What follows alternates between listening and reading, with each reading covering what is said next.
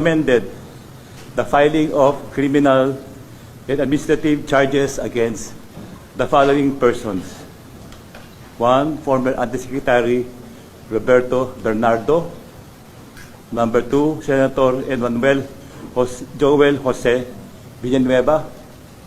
Number 3, Senator Jose Jinggoy Estrada Ejercito Jr. Number 4, former Congressman Elizalde Saldico.